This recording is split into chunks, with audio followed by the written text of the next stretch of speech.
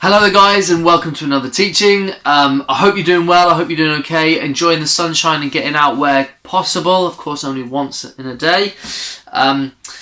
So today's teaching, and then we're going to be heading into some prayer, and today I'm going to base it on something that in fact my dad sent to our family WhatsApp group, and it's a quote from C.S. Lewis, and C.S. Lewis wrote this statement during in the middle of the World War, the Second World War in 1942, and I think is as true now as it was back then.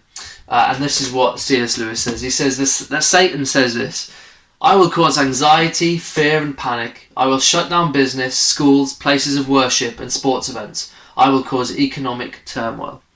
But Jesus says, "I will bring together neighbours, restore the family unit. I will bring dinner back to the kitchen table. I will help people slow down their lives and appreciate what really matters. I will teach my children to rely on me and not the world.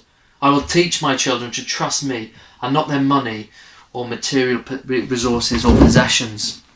And I just thought that was incredible and so true for us, so many, that there is so much going on and there are so many negative things to see, and yes, numbers of stuff is on the rise, and sometimes if we get so drawn into that world, it can bring panic, it can bring worry, it can bring anxiety.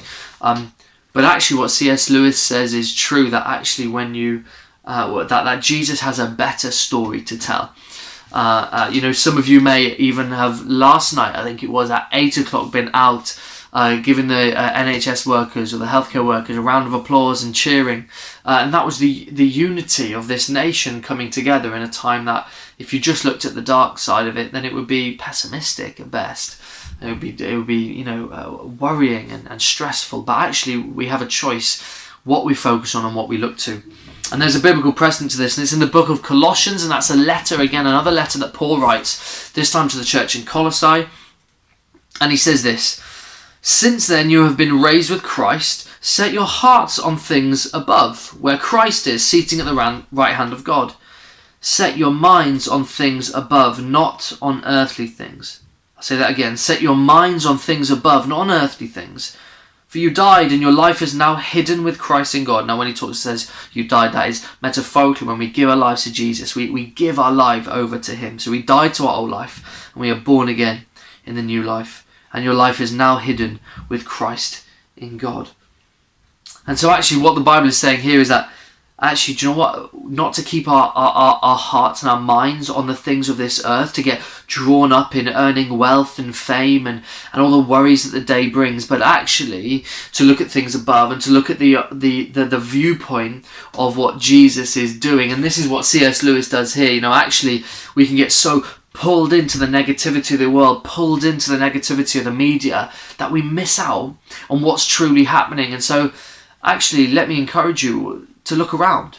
What is Jesus doing in your life? Is he drawing you closer to him? Is he drawing you closer to your friends and family? Is he giving you new, exciting ways to connect together? That as a church leader, so many people are getting stressed out and worried about, how are we going to do church? But actually, we're stretching in how we do things online, and even stuff like this. We're learning how to connect to each other, and God's doing an amazing thing, and that's only possible, recognizing that is only possible when you choose to put your mind and your heart on things that are above and what God is doing, rather than what's going on earth. And you might be sat here and either you're not a Christian or you're not sure, and you're thinking, well, what does that mean for me? On things above, I can't think of heavenly things or godly things. I'm not sure if I even believe in that.